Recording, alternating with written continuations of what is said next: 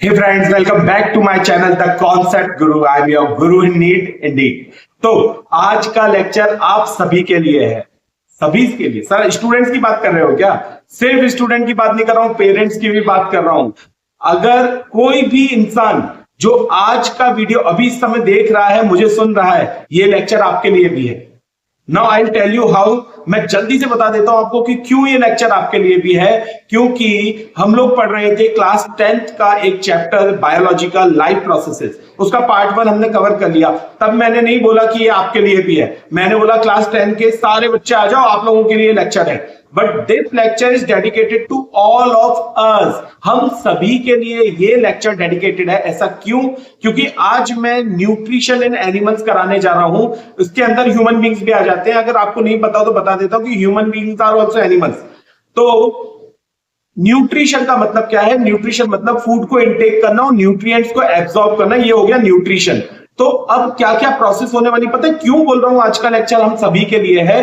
क्योंकि हमारी बॉडी में जब हम खाना खाते हैं, वहां से क्या क्या साइंटिफिक प्रोसेस होती है और कैसे वो फूड नीचे जाता है, स्टमक में जाता है, स्मॉल इंटेस्टाइन में जाता है, लार्ज इंटेस्टाइन में जाता है, ये तो सबको पता है। पर उसके बीच में क्या क्या प्रोसेसेस हो रही है ना, लाइफ प्रोसेसेस, जिसकी वजह से हम सब जिंदा है, वो मैं आज के लेक्चर में कवर करने वाला हूं। तो बहुत ही जबरदस्त लेक्चर होने वाला है और मैं इस बात की गारंटी देता हूं कि आप ये लेक्चर जब पूरा देख लेंगे ना, तो you will be satisfied with the time that you have given to this lecture.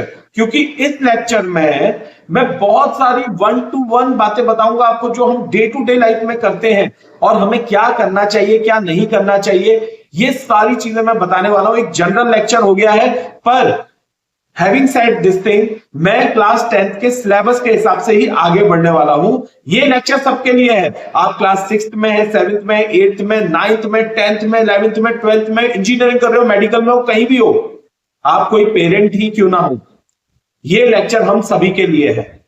But I will go according to the syllabus.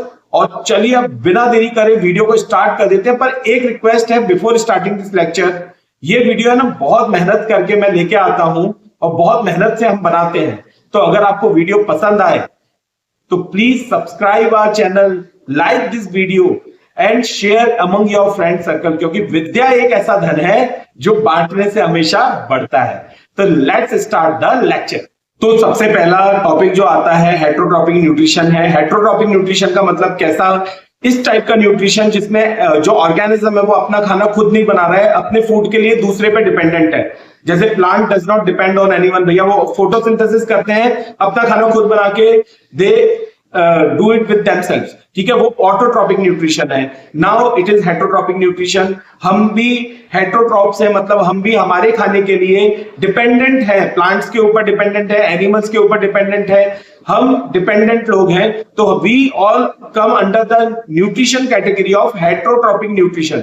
अब हेटरोट्रॉपिक न्यूट्रिशन के भी अलग अलग टाइप्स होते हैं, 3 टाइप्स होते हैं। कौन कौन से होते हैं? एक होता है होलोजोइक न्यूट्रिशन, दूसरा होता है पैरासाइटिक न्यूट्रिशन और तीसरा होता है सेप्रोट्रॉपिक न्यूट्रिशन। अब देखो, होलोजोइक न्यूट्रिशन जो ह्यूमन बींग्स करते हैं, एनिमल्स करते हैं, उनको मैं साइड रख देता हूं, क्योंकि वो तो हम डिटेल में अभी अभी पढ़ने ही वाले हैं। पर जल्दी से कवर कर लेते हैं। पैरासाइटिक और सेप्रोट्रॉपिक पहले भी हम पढ़ चुके हैं छोटी क्लासेस में, 6th 7th 8th 9th वाले रिलेट कर लेंगे इसको कि हाँ सर ये तो पढ़ा हुआ है हमने। तो जल्दी से, इसलिए उस पर ज्यादा टाइम नहीं देते हैं। पर पैरासाइट, वो पता है ना, बालों में जू हो जाती थी, फिर वो मम्मी क्या करती थी, वो शैम्पू एक आता था, उससे ऐसी वो खतरनाक वाली कॉम्ब आती थी, उससे निकालते थे वो। तो जू जो होती थी वो पैरासाइट है। वो हमारे स्कैल्प में से ब्लड को सक करती थी और फीड करती थी हमारे ऊपर। हमें साइंस बोलती है कि हम होस्ट हैं उसके लिए, वी आर होस्ट ऑर्गेनिज्म। और वो क्या है? पैरासाइट है। वो हमारे ब्लड को सक कर रही है और उसके थ्रू ग्रो कर रही है, हमें कमजोर कर रही है, खुद ग्रो हो रही है। ये पैरासाइटिक न्यूट्रिशन था। सर पैरासाइटिक न्यूट्रिशन सर इसके अलावा और कहां होता है? भैया इंटेस्टाइन में आ जाते हैं, बड़े बड़े वॉर्म्स आ जाते हैं, राउंड वॉर्म्स आ जाते हैं, टेप वॉर्म्स आ जाते हैं। आप एक बार गूगल कर लेना कि कितने बड़े बड़े निकले हैं लोगों के अंदर से ये वॉर्म्स। तो ये सब क्या कर रहे हैं? पैरासाइट की तरह काम कर रहे हैं, हमें होस्ट की तरह यूज कर रहे हैं, खट्टा खट ये न्यूट्रिशन हमसे खींच रहे हैं। तो this was parasitic nutrition. Okay, तो प्लांट्स में भी होता था वो पैरासाइटिक न्यूट्रिशन, आपको पता ही होगा। वो कैसकटा अमरबेल जो होती थी ना, वो भैया अमरबेल है, मतलब वो क्या करती थी, एक प्लांट के ऊपर चढ़ जाती थी, उसका पूरा उसको ढक लेती थी। ठीक है, अब ये बेचारा फोटोसिंथेसिस कर ही नहीं पा रहा, अपना खाना बना ही नहीं पा रहा, ये पूरा सक कर रही है उसमें से न्यूट्रिशन, और जब ये डेड हो जाएगा ना बेचारा, तो इसके बाजू वाले में चली जाएगी। तो वो अमरबेल है, वो कभी मरी नहीं, वो जाती जा रही है लंबी। ठीक है, तो ये था पैरासाइटिक न्यूट्रिशन, प्लांट्स में एनिमल्स में दोनों में होता था। जल्दी से मैंने आपको बता दिया। सेप्रोट्रॉपिक न्यूट्रिशन था, तो सेप्रोट्रॉपिक न्यूट्रिशन में जो ऑर्गेनिज्म होता है वो डेड एंड डिके मैटर के ऊपर फीड करता है, उससे अपना न्यूट्रिशन लेता है और ग्रो करता है। ठीक है ना, तो जैसे कि एग्जांपल देख लेते हैं मशरूम्स, तो अभी रेनी सीजन चल रहा है हर जगह पे, तो बहुत सारे छोटे छोटे मशरूम्स धरती पे हम देखते हैं आ जाते हैं, पेड़ों के ऊपर आ जाते हैं। कोई पेड़ टूटा हुआ गिरा हुआ पड़ेगा ना, आप देखना उसके ऊपर कितने सारे मशरूम होंगे। तो मैंने क्या बोला, डेड एंड डिके मैटर, तो जो मैटर डेड हो गया है, मतलब जिसके अंदर लिविंग सेल्स नहीं है, और जो डिके हो रहा है, जो सड़ रहा है, ऐसे मैटर के ऊपर जो चीज ऑर्गेनिजम्स ग्रो करते हैं ना, उनको हम सेप्रोट्रॉप्स बोलते हैं। जैसे कि मशरूम जो कि एक फंगाई है, और वो अपना न्यूट्रिशन इस तरीके से लेता है। पर आज हम ना पैरासाइट्स को बारे में ज्यादा डिटेल में पढ़ने वाले हैं, ना ही सेप्रोट्रॉप्स के बारे में पढ़ने वाले हैं। हम पढ़ने वाले अपने खुद के बारे में, जिसको हम खुद आते हैं होलोजोइक न्यूट्रिशन की कैटेगरी में। तो जल्दी से पढ़ लेते हैं, समझ लेते हैं कि ये होलोजोइक न्यूट्रिशन क्या है। एक कॉमन आपको बात बताता हूं, मैंने बीइंग अ टीचर ऑब्जर्व किए इतने सालों में, वो ये है कि मैंने ये ऑब्जर्व किया कि बच्चों को पैरासाइट याद रहता है, ठीक है, सेप्रोट्रॉप भी याद रहता है, पर होलोजोइक न्यूट्रिशन भूल जाता है। होलोजोइक की बात आती है ना तो भूल जाते हैं, पता नहीं क्या हो जाती है उनकी साइकोलॉजी, उनको याद ही नहीं रहता होलोजोइक है क्या। हाँ, जो रट्टाबाजी में पक्के है ना, या फिर जो कॉन्सेप्चुअल अच्छे से समझते हैं, वो दो कैटेगरी के लोग इसको समझ लेते हैं, बता देते हैं। पर एक बेचारा बच्चा जिसने समझा तो था, पर बहुत ज्यादा उस पर ध्यान नहीं दिया, वो भूल जाता होलोजोइक न्यूट्रिशन क्या था। तो चलो जल्दी से समझ लेते हैं पहले ये क्या है, फिर इसके डिटेल और कॉम्प्लेक्सिटी में आगे बढ़ जाएंगे। तो देखो होलोजोइक न्यूट्रिशन क्या है। होलोजोइक न्यूट्रिशन में कुछ एक लिमिटेड प्रोसेसेस होती हैं जो अगर हम करते हैं तो we come under the holozoic category. ठीक है, क्या क्या है? सबसे पहले इंजेशन है। इंजेशन का मतलब फूड को अंदर लेना। उसके बाद डाइजेशन है, उसको डाइजेस्ट करना। उसके बाद है एब्जॉर्प्शन, तो उसको एब्जॉर्ब करना। उसमें क्या एब्जॉर्ब करोगे? उसके मिनरल्स, न्यूट्रिएंट्स जो आ रहे हैं ना, वो सब एब्जॉर्ब होंगे। उसके बाद है एसिमलेशन। एसिमलेशन में क्या हो रहा है? जो हमने न्यूट्रिएंट एब्जॉर्ब किए उससे एनर्जी मिल रही है हमें, वो प्रोसेस एसिमलेशन है। और फाइनली क्या है? इजेशन है। इजेशन में मतलब जो अनडाइजेस्टेड फूड है उसको बॉडी से बाहर निकाल देना, एलिमिनेट कर देना। तो ये सारी प्रोसेस अगर कोई भी ऑर्गेनिज्म करता है ना, जरूरी नहीं सिर्फ ह्यूमन बींग्स, कोई भी करता है, कोई भी एनिमल करता है, वो सब होलोजोइक न्यूट्रिशन को फॉलो करते हैं। तो क्या क्या बताए जल्दी से देख लो। अब सबसे पहले इंजेशन किया, फिर क्या हुआ? डाइजेशन हुआ, फिर क्या हुआ? एब्जॉर्प्शन हुआ। एब्जॉर्प्शन किसका होता है? न्यूट्रिएंट्स का होता है। किसमें होता है? ब्लड में होता है, हमारी बॉडी के अंदर होता है, तभी तो हम ग्रो कर रहे हैं। फिर क्या हुआ? असिमिलेशन हुआ।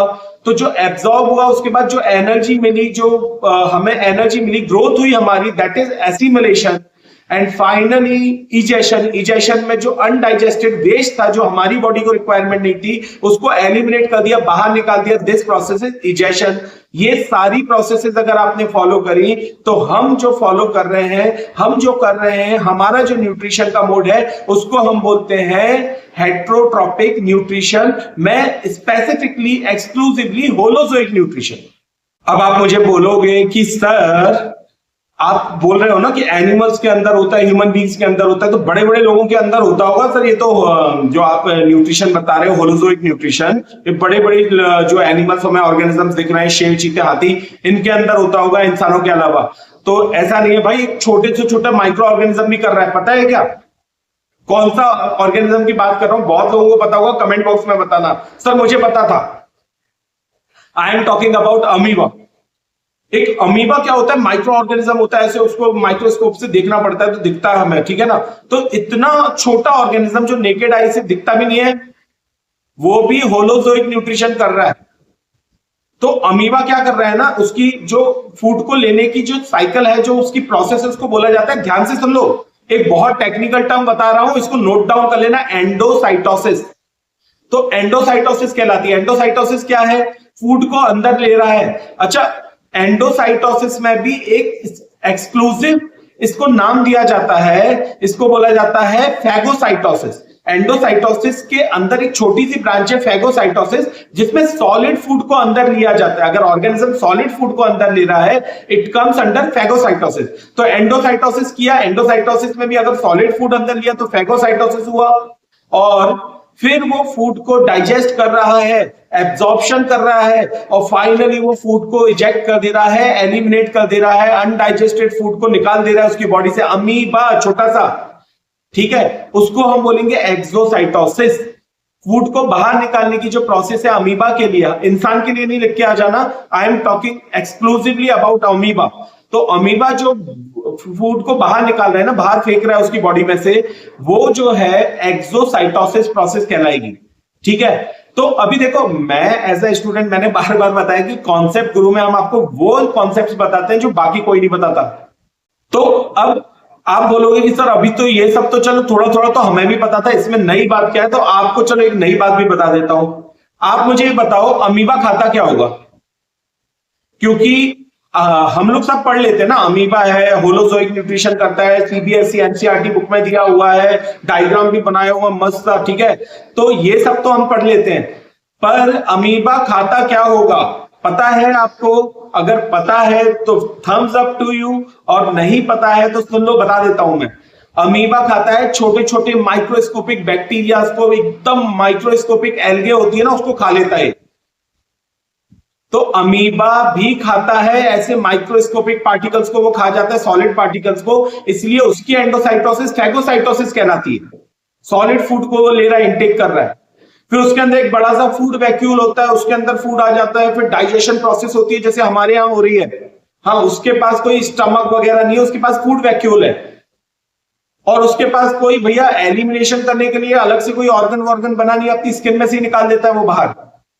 तो होलोजोइक न्यूट्रिशन ही कर रहा है, क्योंकि ये सारी प्रोसेसेस इन्वॉल्व हो रही है। क्या क्या हो रहा है? सबसे पहले इंजेक्शन कर रहा है, जिसको उसको हम क्या बोल रहे हैं? एंडोसाइटोसिस बोल रहे हैं। फिर उसके बाद वो क्या कर रहा है? डाइजेशन कर रहा है। फिर क्या कर रहा है? एब्जॉर्प्शन कर रहा है, जो न्यूट्रिएंट उसको मिल रहा है वो अपने ग्रोथ कर रहा है उससे, ठीक है ना। तो ये एसिमिलेशन भी हो गया, साथ में ग्रोथ आ गई जैसी, तो एसिमिलेशन हो गया। और फाइनली इजेक्शन कर रहा है, बाहर निकाल दे रहा है बॉडी से, उसको एक्सोसाइटोसिस बोलेंगे अमीबा के केस में। तो आई होप अमीबा की टर्मिनोलॉजी, ये टेक्निकल वर्ड्स है ना, बहुत इंपॉर्टेंट है। डायग्राम बनाने के बाद अगर ये एंडोसाइटोसिस, एक्सोसाइटोसिस, फैगोसाइटोसिस, एक रह गया, चलो जल्दी से बता देता हूं, आप लोगों को पता है, मुझे पता है, स्यूडोपोडिया। स्यूडो का मतलब क्या है? फॉल्स। पोडिया का मतलब क्या है? फीट। तो वो अमीबा है ना, बड़ा ब्रेनी है, पता है, बहुत ब्रेनी है वो क्या कर रहा है ना, जैसे उसको फूड दिख रहा है उसका, तो अपनी बॉडी को ऐसे ऐसे ऐसे ऐसे करके फूड के पास लेके जा रहा है, ठीक है। और फिर एक बार टाइम आता है, फूड को ऐसा वो क्लोज कर लेता है, मतलब अपनी बॉडी के अंदर खींच लेता है, और फिर उसको फूड वैक्यूल के डाल के एब्जॉर्ब करके उससे न्यूट्रिशन ले लेता है। देखो, ये प्रोसेस को बोला जाता है, जो ये अपने खाने को ले रहा है ना, उस प्रोसेस को स्यूडोपोडिया बोला जाता है। तो ये भी एक टेक्निकल टर्म है। तो अमीबा से रिलेटेड क्या क्या पढ़ लिया, जल्दी से बता दो। एक हमने पढ़ लिया, चलो शुरुआत करी, उसने भैया हाथ पैर बढ़ाए, अपने फूड को ले लिया, वो स्यूडोपोडिया हो गया। स्यूडोपोडिया के बाद उसने क्या किया? उसने एंडोसाइटोसिस प्रोसेस कर ली, मतलब फूड को अंदर बॉडी के अंदर ले लिया। फिर क्या हुआ? फिर डाइजेशन हुआ। डाइजेशन के बाद क्या हुआ? एब्जॉर्प्शन हुआ। ये सब कहां हुआ? फूड वैक्यूल के अंदर ही हुआ। उसके बाद क्या हुआ? एसिमिलेशन हो गया, एनर्जी मिल गई, ग्रोथ हो गई अमीबा की। फाइनली उसने क्या कर दिया? इजेक्शन कर दिया, अनडाइजेस्टेड वेस्ट को उसकी स्किन से ही, बॉडी से ही बाहर निकाल दिया। तो इसने प्रॉपर होलोजोइक न्यूट्रिशन का पाथ फॉलो किया है। बहुत जबरदस्त भाई अमीबा, वेरी वेल डन। अब नेक्स्ट जो है वो भैया, अमीबा तो हो गया माइक्रोस्कोपिक ऑर्गेनिज्म था, अब आ जाते हैं एकदम जबरदस्त मल्टी सेलुलर ऑर्गेनिज्म जैसे ह्यूमन बींग्स। तो ह्यूमन बींग्स में क्या होता है? What happens when we take food inside. उसके बाद क्या होता है, ये टॉपिक मैं आपको पढ़ाने वाला हूं, पर इसके पहले एक एक्टिविटी है, 5.3 एक्टिविटी आपकी बुक में दी हुई है। स्टार्च का टेस्ट है। स्टार्च जो होता है ना, उसको टेस्ट करते हैं हम लेबोरेटरी में जाके, एकदम कलर वाले चेंज कर लेते हैं इसका। तो वो एक्टिविटी फटाफट आपको बता देता हूं, ठीक है ना।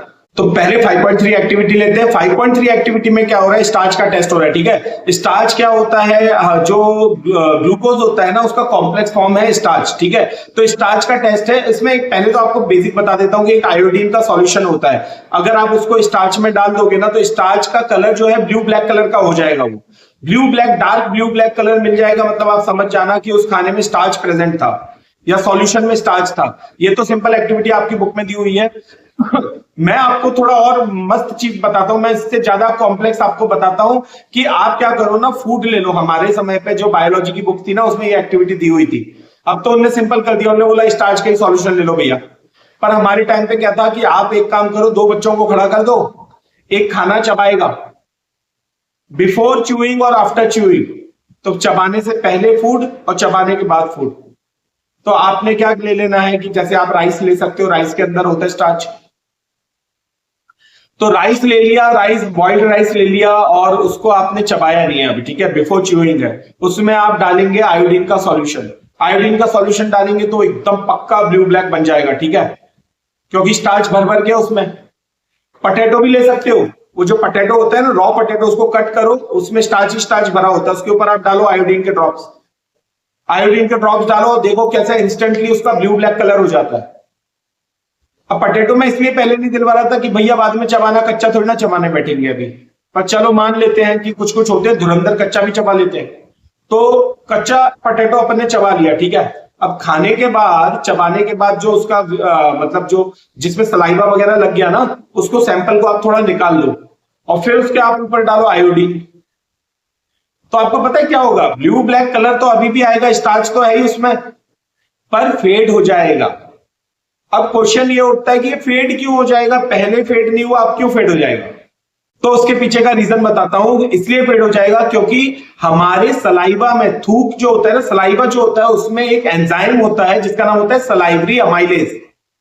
और ये क्या करता है, ये जो है, अच्छा इसको टाइलिन भी बोलते हैं, PTYLIN, ये एक टेक्निकल वर्ड है, नोट डाउन कर लो, टाइलिन। यस। तो ब्लू ब्लैक कलर जो है ना फेड हो गया कि कब, जब हमने खाना चबा लिया और उसका सैंपल लिया, उसके ऊपर आयोडीन डाला, तो वो ब्लू ब्लैक कलर जैसे पहले ओरिजिनल मिला था बिफोर च्यूइंग, चबाने के बिना वाला जो लिया था, और आफ्टर चबाया जब हमने खाना च्यूइंग किया, उसके बाद जो है उसका फेड हो गया कलर। ऐसा क्यों हुआ? क्योंकि यहां पे सलाइवरी अमाइलेज ने, टाइलिन ने क्या किया, उसने जो स्टार्च था उसको सिंपल शुगर में ब्रेक डाउन कर दिया। And simple sugars does not have property to react vigorously with iodine. तो आयोडीन के साथ उन्होंने वैसा रिएक्शन नहीं किया जैसे स्टार्च करता है। एंड दैट इज वाई वो जो सैंपल था ना, उसमें हमें फेडेड ब्लू ब्लैक कलर दिखा। तो आई होप आपको ये एक्टिविटी समझ में आ गई। मैंने तो आपको डिटेल में बता दी, ये आपकी बुक में एक सिंपल सी एक्टिविटी दी हुई है, just to test whether starch is present और नॉट। ठीक है, स्टार्च प्रेजेंट पता करना है तो आयोडीन की ड्रॉप डाल दो, ब्लू ब्लैक हो जाए तो स्टार्च प्रेजेंट है, अदरवाइज नहीं है। पर मैंने आपको ऐसी एक्टिविटी बता दी जो हमारे टाइम पे करवाई जाती थी लेबोरेटरी में, लैब में भी करवा देते थे। तो ये सब पता होना चाहिए, ये बहुत इंपॉर्टेंट है। मुझे तो, मैं तो कभी कभी सरप्राइज हो जाता हूं कि इतनी अच्छी बुक्स हुआ करती थी, इतनी प्रॉपर नॉलेज देते थे, सब रिड्यूस कर करके पता नहीं कुछ कुछ टॉपिक्स इन्होंने रखे हुए, बाकी सब निकाल दिए।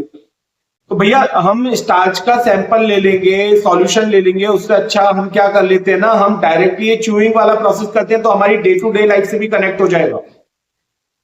तो चलो, अब फूड मुंह में आ चुका है, अंदर आ चुका है, ठीक है, तो जल्दी से इसके है ना सारे पार्ट्स का एक बार हम देख लेते हैं कि क्या क्या रोल है। वैसे तो छोटी क्लास में पढ़ते हैं, हम सबको पता है, मुझे पता है, पर जल्दी से कवर कर लेते हैं, कुछ भी छूटना नहीं चाहिए, लॉजिकली सब एकदम कनेक्टिंग द डॉट्स की तरह होना चाहिए। आपके माइंड को किसी के ऊपर निर्भर रहने की जरूरत नहीं है, मैंने ये याद किया था मैं भूल गया, तो डरने की जरूरत नहीं है, क्योंकि आपने चीजों को लॉजिकली कनेक्ट किया है, इसीलिए कोई आप भूलोगे नहीं, ऐसा हो ही नहीं सकता, क्योंकि आपने तो समझा है। तो देखो, सबसे पहले हम देख लेते हैं कि हमारे माउथ में जब फूड जाता है तो सबसे पहले हम उसको क्या करते हैं, च्यू करते हैं, टीथ की हेल्प से च्यू करते हैं, मतलब चढ़ाते हैं उसको, ग्राइंड करते हैं, मिक्स, ठीक है ना। फिर जो हमारी टंग होती है उससे सलाइवा निकलता है, सलाइवा जो है वो फूड के साथ मिक्स हो जाता है, मिक्स होने के बाद नीचे जो हमारी टंग होती है उसके जस्ट नीचे ना, आप देखना ऐसे आपको थोड़ा अप डाउन करके ऐसा स्ट्रक्चर दिखेगा, ये सलाइवरी ग्लैंड होती है। और ये कौन सा एंजाइम रिलीज करती है, salivary amylase in the saliva. तो सलाइवरी अमाइलेज को अभी अभी बताया था हमने, टाइलिन भी बोलते हैं, तो इसको रिलीज करती है, ठीक है ना। तो फूड अब हमारा क्या हो जाता है, रेडी टू स्वेलो हो जाता है। क्यों? क्योंकि इसमें जो है सलाइवा मिक्स हो गया। और सलाइवरी अमाइलेज क्या कर रहा है पता है, वो कॉम्प्लेक्स शुगर को सिंपल शुगर में ब्रेक डाउन कर रहा है, मतलब कि स्टार्च को वो ब्रेक डाउन कर रहा है in the simple form of sugar, जिसको हम माल्टोज भी बोलते हैं। ग्लूकोज का ही भाई है माल्टोज, ये टेक्निकली है, तो आप ऐसा लिख सकते हो। तो हमने देख लिया कि भैया मुंह में मतलब, अच्छा चलो एक आपको टेक्निकली वर्ड्स बताने बैठा हूं तो ये भी बता देता हूं कि इसको बकल कैविटी बोलते हैं। ठीक है, ये बकल कैविटी है। मुंह जो है ना हमारा, जब हम खोलते हैं ओपन करते हैं, कैविटी है, कैविटी ओपन हो जाती है, तो बकल कैविटी कहलाती है। बकल कैविटी मतलब माउथ है, माउथ यूज करना यार, और बकल कैविटी करेंगे तो एक भारी इंप्रेशन पड़ता है टीचर पे। बच्चे को इतना तो पता है कि इसको बकल कैविटी बोलना है। तो बकल कैविटी से ये पूरी एलिमेंट्री कैनाल गई हुई है हमारे अंदर। एलिमेंट्री कैनाल सबसे बड़ी कैनाल होती है हमारी बॉडी में। ये माउथ से एनस तक जा रही है डायरेक्टली, और रास्ते में जो जो आएगा उन सबके बारे में हम अभी पढ़ने वाले हैं। तो बकल कैविटी से शुरुआत हुई। बकल कैविटी के बाद जो है वो सलाइवा, टीथ ने उसको ग्राइंड कर दिया, च्यू करा, ग्राइंड किया, सलाइवा उसके साथ मिक्स हो गया। सलाइवा के अंदर सलाइवरी अमाइलेज था, उसने स्टार्च को ब्रेक डाउन कर दिया सिंपल शुगर में, माल्टोज में। फिर वो जो है रेडी टू स्वेलो हो गया, क्योंकि अभी वो सलाइवा के साथ मिक्स हो गया, तो अब नीचे उतरेगा। और नीचे उतरेगा ईसोफेगस से। ईसोफेगस क्या है? फूड पाइप है, जो फूड को नीचे लेके जा रहा है। कॉमन पैसेज होता है जो विंड पाइप और फूड पाइप में कॉमन होता है, उसको हम बोलते हैं फेरिंग्स। तो ये जो है यहां से नीचे गुजरता हुआ, ईसोफेगस से फेरिंग्स से होता हुआ वो नीचे की तरफ बढ़ रहा है, कॉमन पैसेज से आगे बढ़ता है फूड। और ये जो है ना, यहाँ पे कोई वो डाइजेशन प्रोसेस शुरू नहीं हो रही है, यहाँ पे सिर्फ ट्रांसपोर्टेशन हो रहा है। तो अभी जो फूड बकल कैविटी में था वो एलिमेंट्री कैनाल का एक पार्ट है, ईसोफेगस है, ईसोफेगस से नीचे फेरिंग्स, फेरिंग्स से नीचे की तरफ बढ़ रहा है।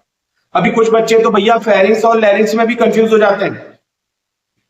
तो फेरिंग्स और लैरिंग्स क्या है, मैंने बताया, जो कॉमन पाइप है जो फूड के लिए और विंड के लिए, कॉमन पाइप जो पैसेज होता है उसको हम फेरिंग्स बोलते हैं। और लैरिंग्स क्या होता है? ऊपर है वो वॉइस बॉक्स में जो होता है ना, वॉइस बॉक्स होता है हमारा, वो लैरिंग्स है। तो चलो अभी मैं आपको फेरिंग्स और लैरिंग्स के डिफरेंस कराने नहीं बैठा हूं, पर मुझे पता है बच्चे की साइकोलॉजी, वो कभी ना कभी सुना होता है फेरिंग्स लैरिंग्स, ये सब डायग्राम वगैरह बनाए होते हैं। हाँ, पर फंक्शन नहीं पता होते। आपके मन में पूछो कि पता था क्या फेरिंग्स और लैरिंग्स का फंक्शन? हो सकता है अभी अभी पढ़ लिया हो तो पता हो, अनलेस एंड अदरवाइज तो भैया मैं खुद भूल जाता था फेरिंग्स और लैरिंग्स क्या है स्टूडेंट लाइफ में। तो ये है ना, बहुत बेसिक बेसिक चीजें हैं जो याद रहनी चाहिए। ह्यूमन एनाटॉमी की ये सब चीजें याद होनी चाहिए। हमें अपनी ही बॉडी के बारे में तो पता होना चाहिए, बहुत इंपॉर्टेंट है। तो चलो अब आगे बढ़ जाते हैं। अब भाई साहब फूड कहां पहुंच रहा है? फूड पहुंच रहा है स्टमक में, स्टमक में जाने वाला है फूड। ठीक है, अब होगा यहां से डाइजेशन प्रोसेस की शुरुआत। वैसे तो बकल कैविटी से ही हो गई थी, जब स्टार्च जो है ब्रेक डाउन हो गया था मैल्टोज में with the help of an enzyme known as salivary amylase, also called as ptyalin. तो अब फूड जो है वो ईसोफेगस से, फूड पाइप से, वो पेरिस्टाल्सिस होता है ना, पेरिस्टाल्सिस, वो क्या प्रोसेस है? वो देखो, कॉन्ट्रैक्शन एक्सपेंशन, कॉन्ट्रैक्शन एक्सपेंशन, ऐसी एक प्रोसेस होती है। तो फूड धीरे धीरे स्लाइड डाउन होता जाता है, नीचे आता जाता है। ठीक है, तो इसको बोलते हैं पेरिस्टाल्सिस। तो ये जो प्रोसेस है, इससे क्या हो रहा है ना, फूड नीचे की तरफ सरक रहा है, नीचे की तरफ आता जा रहा है वो। ठीक है, अब नीचे आ जाएगा तो वो एक जे शेप के ऑर्गन में आ जाएगा, मस्कुलर ऑर्गन में, मसल से, उसमें हड्डी नहीं है, मसल से पूरे, वो है हमारा स्टमक। और स्टमक के अंदर इनर लाइनिंग्स होती है, मतलब ऐसी स्किन की लेयर्स होती हैं अंदर ही अंदर, ऐसी, देखो ये नहीं ना, ये इनर लेयर है, ये अपर लेयर है। तो इनर लेयर स्टमक में भी होती है। सपोज ये हमारा स्टमक है, ये बाहर से जो दिखता है हमें वो है, और जो दिखता नहीं है अंदर का पार्ट ये है, ये इसको इनर लाइनिंग बोलते हैं।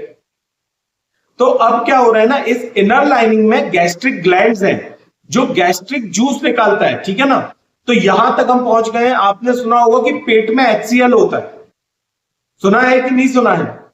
तो ये सारा जो पार्ट है ना, वो अब मैं बताने वाला हूं, बहुत ध्यान से सुन लो। तो जैसा मैंने आपको बताया कि सबसे पहले क्या है, गैस्ट्रिक ग्लैंड्स है। इनर लाइनिंग ऑफ स्टमक में गैस्ट्रिक ग्लैंड्स है, वो क्या निकाल रही है? वो गैस्ट्रिक जूसेस निकाल रही है। उसमें 3 चीजें निकल रही हैं, ध्यान से सुन लो, बहुत इंपॉर्टेंट है। ये बुक में भी ऐसे क्लासिफाई करके नहीं दिया हुआ है, बता दे रहा हूं, चाहे तो चेक कर लेना। तो ये जो गैस्ट्रिक ग्लैंड है, ये सबसे पहले रिलीज कर रही है HCl को, हाइड्रोक्लोरिक एसिड। ठीक है ना, HCl के बाद ये दूसरे नंबर पर रिलीज कर रही है पेप्सिनोजेन को।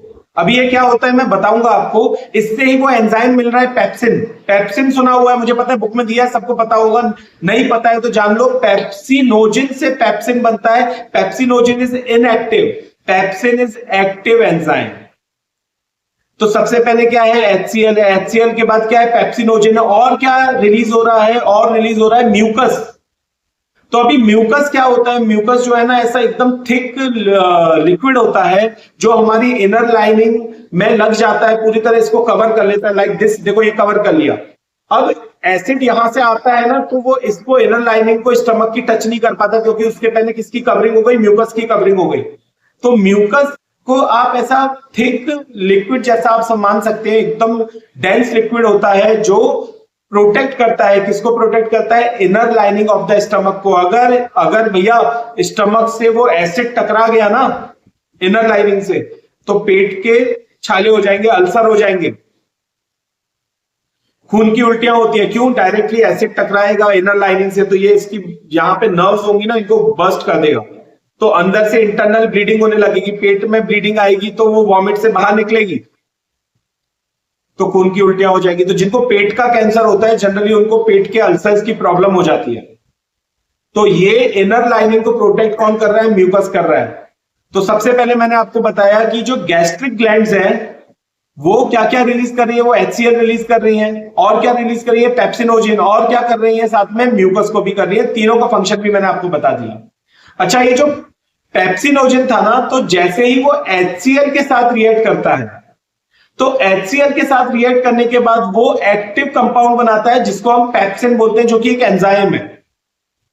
और पेप्सिन एंजाइम हेल्प करता है in the digestion of proteins.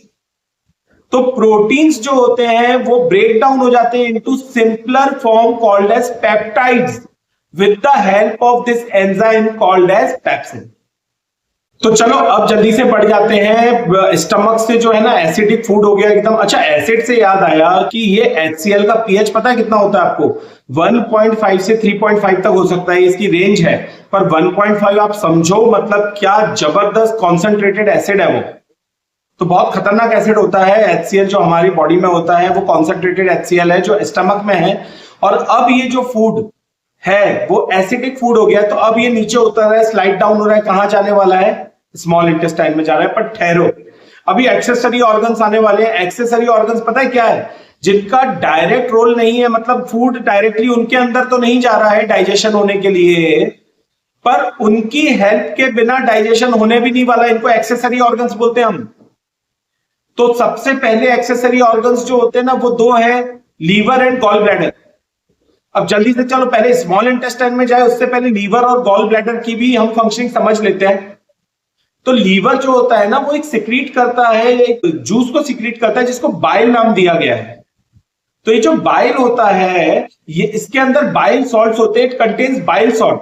और bile salts what they do, they break down the large fat globules into smaller globules, increasing the surface area। तो छोटे छोटे टाइनी पार्टिकल्स में, फैट के छोटे छोटे टाइनी पार्टिकल्स में उसको ब्रेक डाउन कर देते हैं, लार्ज फैट ग्लोब्यूल्स को, बड़े बड़े फैट के टुकड़ों को बाइल सॉल्ट क्या करते हैं, they break them down into tiny particles, और इस कारण से सरफेस एरिया को भी इंक्रीज कर देते हैं। ठीक है ना, सरफेस एरिया क्या हो जाता है, बढ़ जाता है। क्यों, पहले एक सरफेस एरिया में एक बड़ा सा इतना सा पार्टिकल था, अब हमने बहुत सारे छोटे छोटे छोटे छोटे कर दिए तो वो बिखर जाएंगे, तो it will increase the surface area also. तो बाइल सॉल्ट ने क्या किया है, देखो एक बहुत जबरदस्त काम किया है, उसने बड़े बड़े फैट ग्लोब्यूल्स को ब्रेक डाउन कर दिया इनटू स्मॉलर टाइनी पार्टिकल्स। तो बाइल के बारे में समझ लेना, बड़ा जबरदस्त होता है बाइल। देखो बहुत सारे मल्टीपल काम कर रहा है। पहले तो आपको ये बता दूं कि गॉल ब्लैडर जो था ना, तो बाइल वहां पे स्टोर होता है, और एज एंड व्हेन नीडेड वो स्मॉल इंटेस्टाइन को सप्लाई किया जाता है। कहां से, गॉल ब्लैडर से। बनता कहां पे है, लीवर बनाता है। लीवर कहां पे उसको स्टोर कर देता है, गॉल ब्लैडर में स्टोर कर देता है। अब ये बाइल और एक और काम कर रहा है, पता है, ये स्मॉल इंटेस्टाइन का जो फूड है ना उसको एल्कालाइन बना रहा है। आप याद करो, अभी तक वो जो फूड था वो स्टमक से आ रहा था, स्टमक में एसिड था तो एसिडिक फूड था, पर एंजाइम्स को स्मॉल इंटेस्टाइन में जो एंजाइम्स काम करते हैं उनको एसिडिक फूड में वो काम नहीं कर सकते, they want an alkaline medium. और इस कारण से बाइल एक बहुत इंपॉर्टेंट रोल भी प्ले करता है। मतलब फैट्स का इमल्सिफिकेशन ऑफ फैट्स तो कर ही रहा था। What is emulsification of fats? जो मैंने आपको प्रोसेस बताई, break down of large fat globules into smaller tiny globules और पार्टिकल्स, ठीक है ना, उसको बोलते हैं with the help of bile salts. कौन कर रहा है? बाइल सॉल्ट्स कर रहे हैं। इस प्रोसेस को इमल्सिफिकेशन ऑफ फैट्स बोलते हैं। तो इमल्सिफिकेशन ऑफ फैट तो कर ही रहा है, साथ में वो फूड को एल्कलाइन बना रहा है, सो दैट जो स्मॉल इंटेस्टाइन में अभी आपको बताऊंगा कौन कौन से एंजाइम काम करते हैं, वो सारे उसके ऊपर एक्ट कर पाए। वो एसिडिक मीडियम में एक्ट नहीं कर सकते। मतलब फर्दर फूड डाइजेशन रुक जाएगा अगर बाइल नहीं होगा तो, क्योंकि एसिडिक फूड नीचे जाएगा, एंजाइम काम ही नहीं करता, लो बेटा वहीं पे खत्म। तो फाइनली हमने सीख लिया एक्सेसरी ऑर्गन के बारे में। कौन कौन से दो पढ़े हमने पढ़ा लीवर, उसके बाद क्या पढ़ा? गॉल ब्लैडर पढ़ा। लीवर क्या कर रहा था? बाइल को बना रहा था। गॉल ब्लैडर क्या कर रहा है? उसको स्टोर कर रहा है।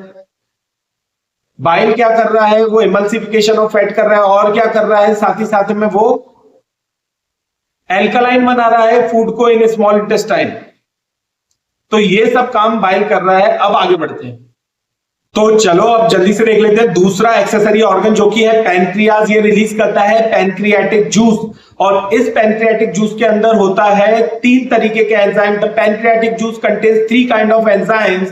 First is pancreatic amylase, second is trypsin, third is lipase. मैं तीनों का फंक्शन बता रहा हूं, ध्यान से सुनते जाना। देखो सबसे पहले बता दूं, ये सारे एंजाइम्स पैनक्रियाटिक जूस के साथ रिलीज होते हैं स्मॉल इंटेस्टाइन में। अब फूड जो है स्मॉल इंटेस्टाइन में पहुंच रहा है ना, वैसे ही एक्सेसरी ऑर्गन्स अपना काम करना शुरू कर देते हैं। पहली बार में आपको कौन से बताए? लीवर और गॉल ब्लैडर बताया, उनका फंक्शन समझा दिया। अब बारी है पैनक्रियाज की। Pancreas releases pancreatic juice. It has 3 enzymes called as pancreatic amylase, trypsin and lipase. Pancreatic amylase का फंक्शन बता रहा हूं, ध्यान से सुन लो। अमाइलेज है तो फिर से वो स्टार्च का डाइजेशन करेगा। किसमें करेगा? सिंपल शुगर्स में करेगा, मैल्टोज में करेगा। सर आप बोलोगे कि सर वो तो वो सलाइवरी अमाइलेज ने भी तो कर दिया था। तो मैंने क्या बोला कि this is complete site of digestion. Small intestine is the complete site. मतलब यहाँ पे जो भी बचा हुआ डाइजेशन है, किसी का भी, स्टार्च हो, प्रोटीन हो, चाहे फैट हो, सबका डाइजेशन यहाँ पे हो जाने वाला है। फैट के लिए तो एक्सक्लूसिव साइट है, मतलब फैट का तो ऊपर हुआ ही नहीं है, प्रोटीन का, स्टार्च का हुआ है। तो वो यहाँ पे फिर से होगा, जो जो बचा हुआ स्टार्च और प्रोटीन होगा सबका डाइजेशन यहाँ पे होने वाला है। कुछ भी रहने नहीं वाला है स्मॉल इंटेस्टाइन में। तो स्टार्च को कौन डाइजेस्ट करेगा? सिंपल शुगर्स में। स्टार्च का जो ब्रेकडाउन होगा मेल्टोज में, वो करवाएगा पैनक्रियाटिक अमाइलेज। उसके बाद बारी आएगी ट्रिप्सिन की। ट्रिप्सिन क्या कर रहा है? प्रोटीन्स को पेप्टाइड्स में कन्वर्ट कर रहा है। याद करो, वो स्टमक में वो काम कौन कर रहा था? पेप्सिन कर रहा था। यहां पे कौन कर रहा है? ट्रिप्सिन कर रहा है। और पेप्सिन किस एनवायरनमेंट में काम कर रहा था? एसिडिक एनवायरनमेंट में। ट्रिप्सिन किस में करेगा? एल्कलाइन एनवायरनमेंट में काम करेगा, बेसिक एनवायरनमेंट में काम करेगा। और फाइनली है बारी लाइपेज की। लाइपेज क्या करने वाला है? वो फैट्स को ब्रेक डाउन करने वाला है into fatty acids and glycerol में। तो फैट्स का डाइजेशन भी यहां पे होने वाला है। फैट्स का तो इनफैक्ट डाइजेशन यही होने वाला है। तो चलो अब मैंने बता दिया कि एक्सेसरी ऑर्गन्स किस तरीके से हेल्प कर रहे हैं, बट अभी तो फूड आ गया है कहां पे? स्मॉल इंटेस्टाइन में। और स्मॉल इंटेस्टाइन के भी 3 पार्ट्स होते हैं। सबसे पहले पार्ट को बोला जाता है ड्यूडेनम, दूसरे को बोला जाता है जेजुनम, और तीसरे को बोला जाता है इलियम। तो ये 3 पार्ट है, तीनों के बारे में जानना बहुत जरूरी है। सबसे पहले ड्यूडेनम, ये क्या कर रहा है ना, जो अभी अभी हमने पढ़ा एक्सेसरी ऑर्गन से जो भी आ रहा है उसको कलेक्ट कर रहा है। क्या आ रहा है? तो जो गॉल ब्लैडर और लीवर है उनमें से आ रहा है बाइल जूस, उसको रिसीव कर रहा है। साथ ही साथ में पैनक्रियाज से क्या आ रहा है? पैनक्रियाटिक जूस आ रहा है। इन दोनों को रिसीव करने का काम कौन कर रहा है? कहां पे रिसीव हो रहा है? वो हो रहा है डियोडेनम में, ठीक है ना। तो pancreatic juice and bile both are received and reserved in duodenum. तो शुरुआत यहां से हो रही है। जैसे ही स्मॉल इंटेस्टाइन में काम करना है, एल्कलाइन मीडियम चाहिए। एल्कलाइन मीडियम कौन करके देगा? बाइल करके देगा। साथ ही साथ में एंजाइम्स चाहिए, वो कौन देगा? देखो बाइल एंजाइम नहीं दे रहा है, वो दे रहा है पैनक्रियाटिक जूस। अभी अभी 3 एंजाइम बताए मैंने आपको, वो तीनों एंजाइम सिर्फ और सिर्फ एल्कलाइन मीडियम में काम करते। कितना साइंटिफिक है देखो, बाइल एल्कलाइन बना के दे रहा है, उसके पास कोई एंजाइम नहीं है। और पैनक्रियाज जो एंजाइम दे रहा है वो एल्कलाइन में ही काम करते हैं। तो इसीलिए ये दोनों जो है अपने जूसेस सिक्रीट करके कहां पे डाल रहे हैं? डियोडेनम में डाल रहे हैं। First part of the small intestine. I hope it is clear to you? आप लोगों को समझ में आ गया है डिओडेनम का? मुझे पता है टेक्स्ट बुक में इतनी डिटेल में नहीं दिया है, पर ये सब जानना तो बहुत इंपॉर्टेंट है। पता नहीं क्यों नहीं देते, मुझे तो नहीं पता क्यों नहीं देते ये लोग, देना चाहिए इनको। तो डिओडेनम हो गया। इसके बाद दूसरा मैंने कौन सा बताया आपको पार्ट? जेजुनम बताया।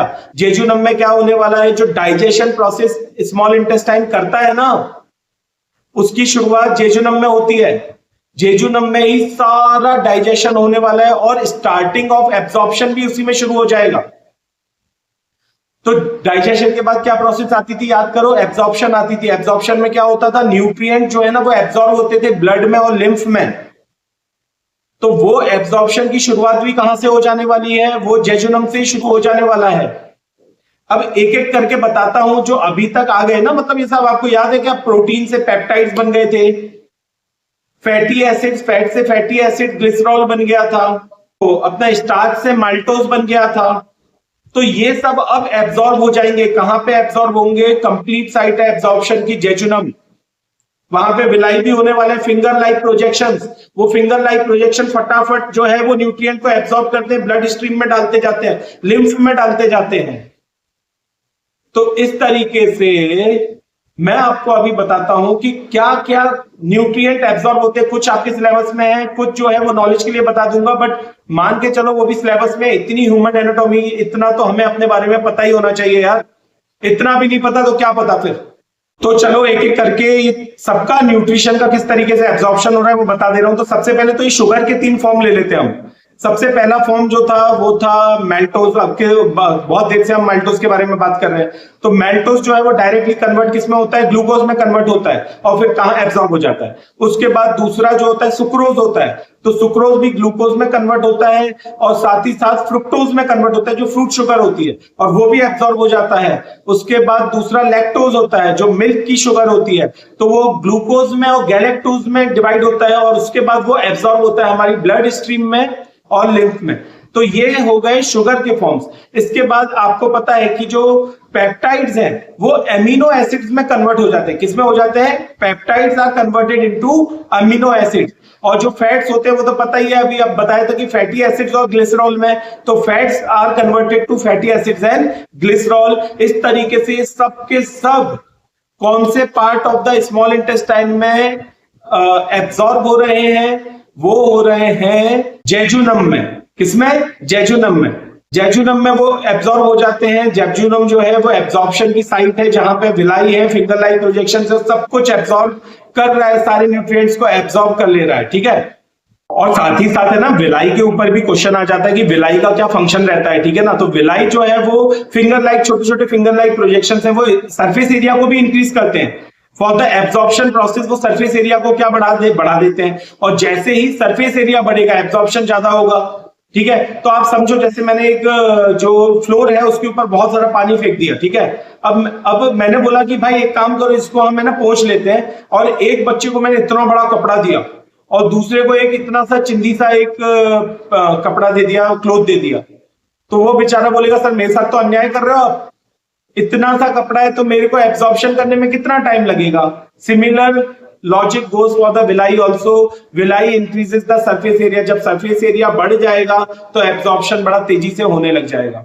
तो ये एक विलाई का बहुत इंपॉर्टेंट रोल है। Now let's move on to, अब जैसे खाना भी मूव ऑन कर रहे हैं, हम भी मूव ऑन कर लेते हैं। खाना कहां जा रहा है? फूड कहां जा रहा है? ये जो डाइजेशन वाला सब कुछ प्रोसेस हो चुका है, अब अनडाइजेस्टेड फूड जो है ना वो नीचे सरक रहा है और वो जा रहा है लार्ज इंटेस्टाइन में। तो चलो लार्ज इंटेस्टाइन के बारे में आप जल्दी से जान लेते हैं।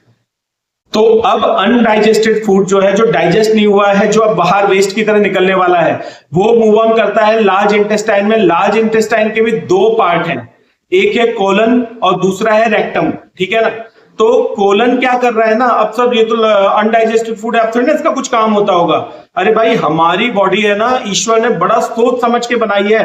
कुछ भी चीज जो हमारी बॉडी के लिए एसेंशियल है उसको वेस्ट नहीं होने देती हमारी बॉडी। तो आप बोलोगे तो ऐसा तो क्या ही काम कर लेती होगी, अब तो अनडाइजेस्टेड फूड है, इसमें क्या बचेगा? अभी बताता हूं क्या बचेगा। इसमें बचेगा वाटर एंड मिनरल्स। तो जो वाटर और मिनरल्स जो अभी तक एब्जॉर्ब नहीं हुए हैं, मतलब जो वाटर है वो जो अभी तक एब्जॉर्ब नहीं हुआ है वो भी रीएब्जॉर्ब हो जाएगा। तो यहां पे सोचो आप, मतलब कुछ भी छूट नहीं रहा है, जो भी एब्जॉर्ब होना हो सकता है वो हो रहा है, अभी भी हो रहा है। तो अनडाइजेस्टेड फूड आ गया है और अल्टीमेटली अब उस फूड में कुछ भी नहीं बचा, ना वाटर बचा है ना मिनरल्स बचे, अब वो सिर्फ टोटली फीसिस के फॉर्म में, अनडाइजेस्टेड फॉर्म में है। अब वो सीधा एनस से, रेक्टम से बाहर निकल जाएगा थ्रू एनस। तो रेक्टम क्या कर रहा है, वो स्टोर कर रहा है अनडाइजेस्टेड फूड को फॉर द टेम्पररी टाइम। जब तक वो बाहर नहीं निकल जाता तब तक स्टोर करने का काम कौन कर रहा है, रेक्टम कर रहा है। तो लार्ज इंटेस्टाइन के भी दो पार्ट्स देख लिए, क्या क्या देख लिया, एक कोलन देख लिया, दूसरा रेक्टम देख लिया। मुझे पता है एनसीईआरटी की बुक में नहीं है, अगर होगा तो भैया मेरी नॉलेज में नहीं है, पर मैं अभी तक तो जब मैंने बुक देखी थी उसमें तो नहीं है, एडिटिव बुक में 2025-26 के प्रिंट में नहीं है वो। तो रेक्टम वो जो फीसिस है, जो अनडाइजेस्टेड फूड है उसको स्टोर कर रहा है, और कोलन क्या कर रहा है, वो एब्जॉर्प्शन कर रहा है, किसका, वाटर और मिनरल्स का वहां पे एब्जॉर्प्शन हो रहा है फ्रॉम द अनडाइजेस्टेड फूड। तो अल्टीमेटली जो बाहर निकल गया फूड, अनडाइजेस्टेड वेस्ट फूड जो बाहर निकल गया, उसको हम बोलते हैं इजेशन प्रोसेस। तो देखो सब ऑर्गेनिज्म जो होलोजोइक न्यूट्रिशन का तरीका है ना, वो हमने सब प्रोसेस देख लिया। क्या क्या देख लिया, सबसे पहले इंजेशन हुआ, फिर क्या हुआ, डाइजेशन हुआ, फिर क्या हुआ, एब्जॉर्प्शन हुआ, फिर क्या हुआ, एसिमिलेशन हुआ, फिर क्या हुआ, इजेशन हुआ। और इस पूरी प्रोसेस में क्या क्या एक्टिविटीज हुई, सबकी सब आपको मैंने बता दी है, बहुत डिटेल में बता दी है। सो आई होप आज का लेक्चर आपको बहुत पसंद आया होगा। अगर आप पेरेंट हैं, अगर आप इंडिविजुअल हैं जो स्टूडेंट नहीं है पर फिर भी ये वीडियो देख रहे हैं, तो मेरी तरफ से सलाम ले लो भाई आप। और अगर आप मैडम हो तो मैडम आप भी सलाम ले लो, सलूट ले लो मेरी तरफ से। रीजन क्या है कि ये सब हम क्यों देखते हैं ना, जब हमारे अंदर जानने की इच्छा होती है किसी चीज को, एंड जो क्यूरियस होता है वो हमेशा लाइफ में आगे बढ़ता है, क्योंकि वो क्यूरियस है, वो चीजों को जानना चाहता है। और अगर आप अभी तक इस लेक्चर में बैठे हुए हो ना, that means you guys are curious. और क्यूरियोसिटी जो है ना, वो इंसान को बनाती है नॉलेजेबल, और नॉलेज से उसकी प्रतिष्ठा इस समाज में बढ़ती है। तो I hope you like today's lecture. अगर वीडियो पसंद आया हो, देखो बार बार रिक्वेस्ट करना अच्छा नहीं लगता है, पर अगर आपने अभी तक हमारा चैनल सब्सक्राइब नहीं किया और देख रहे हैं वीडियो, तो kindly subscribe the channel, like the video, share among your friend circle, and let me know in the comment box कि आज का लेक्चर आपको कैसा लगा। In case of any doubt, you can always get back to me anytime. तो फिर मिलेंगे एक नए वीडियो में। Till then, take care of yourself. Have a great day.